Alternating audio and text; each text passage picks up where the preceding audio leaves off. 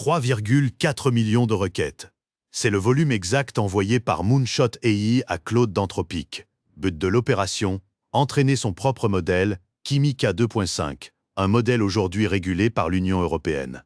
L'entreprise victime du vol est elle-même classée risque par son propre gouvernement. Bienvenue dans la supply chain de l'IA.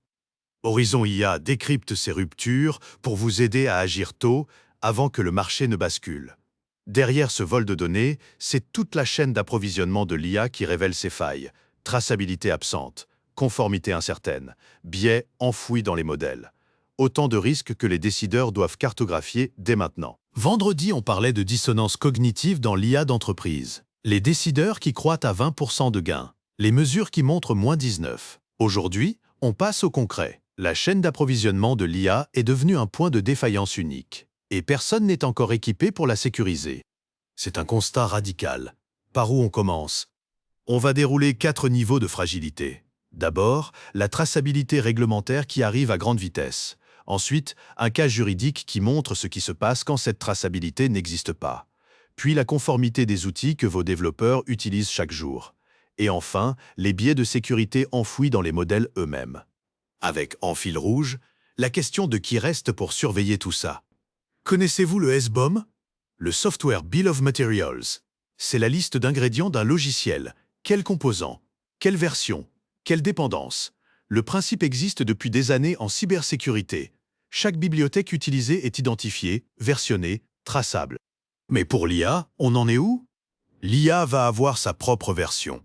La CISA, l'agence américaine de cybersécurité, fixe août 2026 comme échéance. 17 mois à partir d'aujourd'hui. Tout système IA déployé dans un contexte critique devra documenter l'origine de ses composants, les datasets d'entraînement, l'architecture du modèle, les chaînes de fine-tuning, chaque transformation appliquée aux données. Le standard technique suit, ou c'est encore une intention politique. Le format existe déjà, Cyclone DX version 1.7 intègre les catégories spécifiques à l'IA. C'est un standard opérationnel, implémentable dès maintenant, pas une promesse. Un outil disponible? Testé, documenté. Autrement dit, les entreprises ne pourront plus invoquer le manque d'outillage. Exactement. Tout éditeur incapable de tracer l'origine de ses weights est en sursis réglementaire.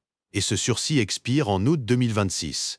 Les excuses techniques ne tiendront plus. En pratique, ça change quoi pour un décideur qui choisit ses fournisseurs IA cette année?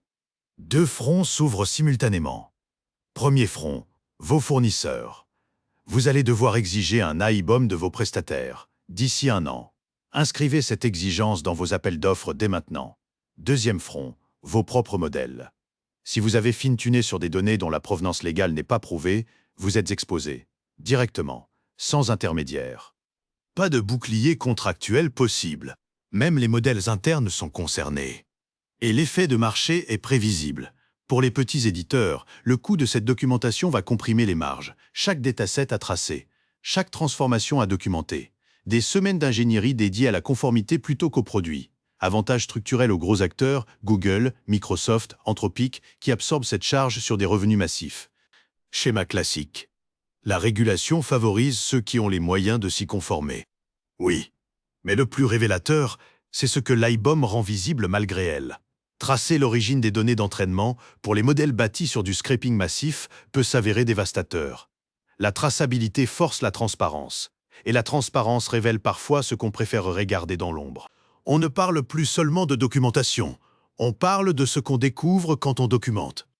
Et justement, un cas juridique vient illustrer ce qui se passe quand la supply chain n'est ni documentée ni contrôlée. C'est le passage de la théorie à la réalité. Imaginez un serpent qui se mord la queue. C'est exactement la situation entre Anthropic et Moonshot AI. Qu'est-ce qu'on sait factuellement? Moonshot AI, entreprise chinoise, a utilisé 3,4 millions de requêtes adressées à Claude. Ces requêtes ont servi à entraîner Kimika 2.5. Le chiffre provient de Fortune et VentureBeat. C'est un vol de propriété intellectuelle massif et documenté. Pas une allégation, des données vérifiées. Mais la position d'Anthropic elle-même est compliquée. Elle l'est. Anthropic a été déclaré supply chain risk par le gouvernement américain. On en parlait le 15 mars. L'entreprise qui se fait voler ses données est simultanément considérée comme un risque par son propre gouvernement. Victime d'un côté, cible réglementaire de l'autre, les deux en même temps. Et le modèle issu de ce vol, il relève de quelle juridiction? C'est là que le serpent continue de se mordre. Kimi K2.5, construit sur des données volées, tombe sous les obligations GPAI de l'EUAI Act depuis août 2025. Un modèle chinois bâti sur des données américaines volées, régulé par l'Europe. 3 continents. Un seul modèle. Aucune juridiction ne couvre l'ensemble. Premier cas concret d'extraterritorialité réelle de l'EUAI Act. L'analyse juridique vient du cabinet Stepto. Le garant italien l'a confirmé par des mesures concrètes. L'Europe ne se contente plus de légiférer pour son marché intérieur. Elle applique au-delà de ses frontières. Le 21 mars, on identifiait cette triple partition géographique. Elle se matérialise ici. États-Unis, Chine, Union européenne. 3 blocs, 3 logiques juridiques. Avec désormais des mécanismes d'application réels. Ce n'est plus théorique. L'impact opérationnel immédiat pour une entreprise européenne, direct et urgent. Pour toute entreprise européenne qui utilise des modèles chinois, Kimi, DeepSeek ou d'autres modèles GPAI, la vérification de conformité doit se faire maintenant. Pas au prochain comité stratégique, pas au prochain trimestre, cette semaine. Car si le modèle que vous utilisez a été entraîné sur des données volées, votre propre conformité RGPD est compromise par ricochet. Moonshot est pris dans un étau juridique inédit, accusé de vol par Anthropic, régulé par l'Union européenne. Si Anthropic engage des poursuites, ce serait le premier procès supply chain d'un modèle IA contre un autre, un précédent à portée mondiale. Mais l'extraterritorialité européenne a-t-elle vraiment des dents face à des entreprises chinoises? Nuance importante. Certains juristes, notamment chez Deline.net, soulignent que l'extraterritorialité de l'EUAI Act reste difficile à appliquer concrètement contre des entreprises basées en Chine. Le précédent juridique existe. L'exécution des décisions reste incertaine. Le droit est une chose. Faire exécuter une décision à Pékin, c'en est une autre. Entre la norme et son application, il y a un océan. On vient de voir la fragilité juridique de la supply chain IA à l'échelle internationale. Mais cette incertitude touche aussi un terrain plus proche de votre quotidien. Les outils que vos développeurs utilisent chaque jour. Et là, le risque n'est pas hypothétique, il est mesurable. Question simple, vos développeurs utilisent-ils Cursor? Votre entreprise a-t-elle des contrats avec la défense américaine ou des données sensibles soumises à des réglementations strictes? Beaucoup d'entreprises tech en Europe travaillent avec des clients soumis à ces standards, même indirectement, par leurs sous-traitants ou leurs partenaires. Si c'est le cas, vous avez un problème. Cursor envoie du code à des API cloud sans certification FedRAMP. Or, les contracteurs défense doivent respecter le standard CMMC, Cybersecurity Maturity Model Certification. C'est une violation structurelle silencieuse. L'information vient d'EasyDefense et du CSA. Silencieuse parce que personne n'audite encore ces outils? Ce n'est même pas un bug à corriger. C'est un gap architectural. Le produit n'a pas été conçu pour cet environnement réglementaire. GitHub Copilot, le concurrent direct, dispose d'un standard de conformité documenté publiquement. La différence n'est pas dans la qualité du code généré. Elle est structurelle, dans l'infrastructure de transit des données.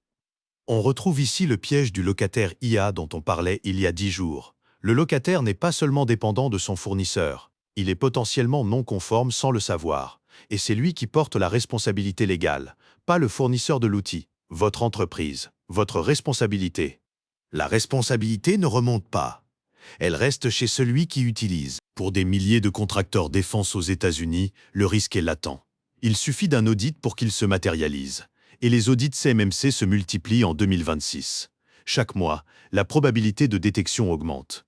GitHub Copilot gagne un avantage compétitif inattendu.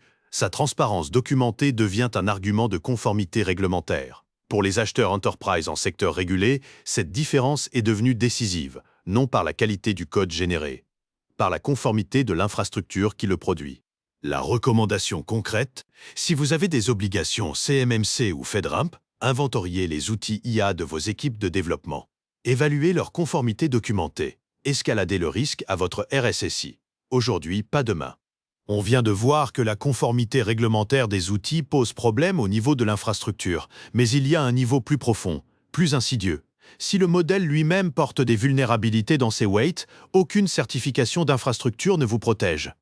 Plus 50% de bugs de sécurité déclenchés par des triggers politiques. Ce chiffre vient de 3 sources indépendantes.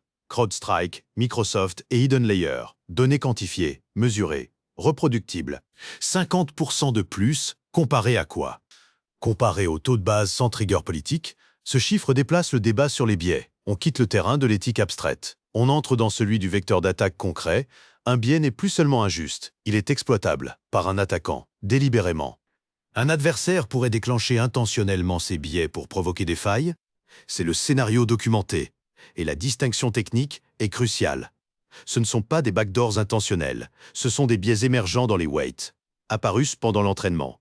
Plus subtils qu'une porte dérobée classique, plus difficiles à détecter, et impossible à corriger par un simple patch logiciel. Il faut réentraîner le modèle. Coût, des millions de dollars. Délai, des semaines au minimum. Le zéro décloc dont on parlait il y a 10 jours prend un nouveau sens ici. Le lien est direct. On disait que le temps d'exploitation des vulnérabilités s'effondre, que la surface d'attaque augmente par le volume de code généré automatiquement.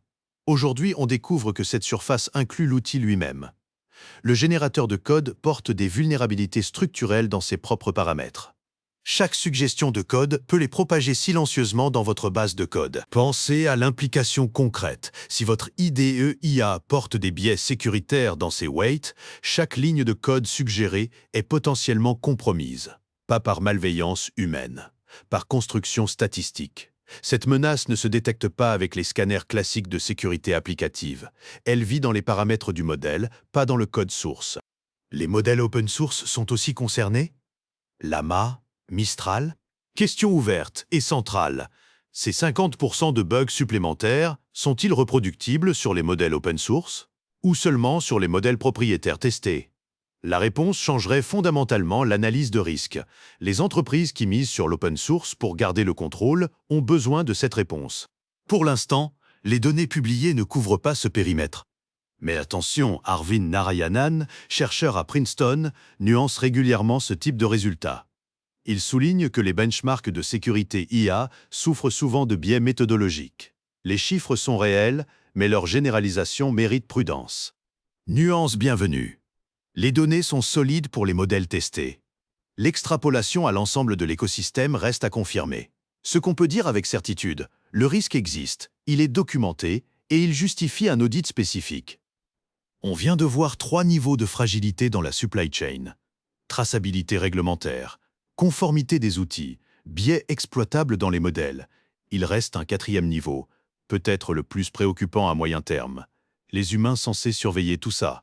Le 19 mars, on citait les données de la Dallas Fed. Moins 16% d'emplois chez les 22-25 ans dans les secteurs exposés à l'IA. Signal fort, mais potentiellement isolé. Un seul thermomètre ne fait pas un diagnostic. D'autres données sont tombées depuis? Ce n'est plus isolé. Stanford, via Final Round AI, publie moins 20% sur la même tranche d'âge. 2 études indépendantes. 2 méthodologies différentes. Même direction. Magnitude comparable. Quand 2 thermomètres donnent la même fièvre, la fièvre est réelle. L'écart entre les 2 chiffres est significatif? Moins 16 contre moins 20%. Ces 4 points reflètent des différences méthodologiques. Pas une contradiction. Mais 4 points, c'est suffisant pour modifier les projections de reskilling de 6 à 12 mois. Pour un DRH qui planifie ses budgets formation 2027, ce delta compte. Il change le calendrier d'action. Concrètement, le pipeline d'entrée du travail cognitif se referme. Pas les postes seniors, les postes juniors. Les tâches d'entrée dans les métiers cognitifs, on prolonge ici l'observation sur la dissolution de la couche coordination dont on parlait le 13 mars. Ce ne sont pas seulement les chefs de projet intermédiaires qui disparaissent. C'est toute la base de la pyramide des compétences. Ça crée un problème en cascade. Si on ne forme plus de juniors aujourd'hui, le paradoxe que personne n'anticipe dans les plans à 3 ans. Les seniors de 2031, ce sont les juniors de 2026 qu'on n'a pas formés, qu'on n'a pas recrutés. Un pipeline fermé aujourd'hui, c'est un vide découvert dans 5 ans. Trop tard pour le combler. Le marché du travail cognitif fonctionne comme un pipeline. Couper l'entrée et la sortie se tarit mécaniquement quelques années plus tard. Un angle critique pour les RH qui gèrent le long terme. Pour les développeurs juniors qui nous écoutent, le message est stratégique. Les compétences qui résistent à l'automatisation, security red teaming et audit de supply chain IA. Exactement ce dont on parle depuis le début de cet épisode. Des compétences que les modèles ne peuvent pas auto-vérifier. La valeur humaine irremplaçable se concentre précisément là. Notons une lacune importante. Ces données viennent exclusivement des États-Unis. Existe-t-il des chiffres européens comparables? La DARES en France, Eurostat au niveau européen, on n'a pas trouvé d'équivalent publié. Angle mort à combler pour que les décideurs européens puissent agir sur des bases locales solides, pas sur des extrapolations transatlantiques. Un point à suivre dans les prochains épisodes. Mais la direction générale semble claire.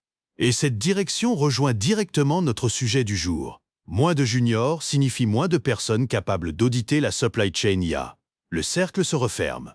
Récapitulons le tableau d'ensemble. L'AIBOM impose une traçabilité complète d'ici août 2026. L'extraterritorialité européenne s'applique concrètement au modèle chinois. Les outils de vos développeurs peuvent vous mettre en non-conformité sans que vous le sachiez. Les biais dans les weights créent un vecteur d'attaque invisible. Et les juniors, ceux qui devraient surveiller ces failles, disparaissent du marché. Isolément, chaque point est gérable. Mais ensemble, ils dessinent une fragilité systémique. Chaque maillon défaillant amplifie le suivant. La traçabilité manquante empêche de détecter les biais. Les biais compromettent les outils non conformes exposent les entreprises, et les juniors qui pourraient auditer tout ça ne sont plus formés. C'est une réaction en chaîne, silencieuse, déjà en cours. 3 actions pour cette semaine. 1. Inventoriez tous les outils IA utilisés par vos équipes de développement. Vérifiez leur conformité réglementaire documentée, pas leur conformité déclarée. Leur conformité prouvée. 2. Commencez à documenter l'origine de vos modèles et datasets. N'attendez pas août 2026 pour découvrir que vous ne pouvez pas produire ces documents. 3. Ne coupez pas vos postes juniors sous prétexte de productivité IA. Le marché les élimine déjà. Accélérer ce mouvement, c'est créer une pénurie de seniors dans 5 ans. Des actions simples à formuler, moins simples à exécuter. Mais le coût de l'inaction est maintenant mesurable. Vous retrouverez l'ensemble des sources et références en description de cet épisode. On a commencé par un serpent qui se mord la queue, Moonshot qui vole les données d'Anthropic pour créer un modèle régulé par l'Europe. Toute la supply chain IA fonctionne ainsi. Chaque maillon dépend d'un autre qu'il ne contrôle pas. Chaque couche repose sur une couche qu'elle ne peut pas auditer. La question n'est pas si ce serpent finira par s'étrangler, c'est quand. Et qui sera pris dans la boucle à ce moment-là? C'est tout pour aujourd'hui. Demain, on continuera à surveiller ces lignes de faille. Au revoir et à demain.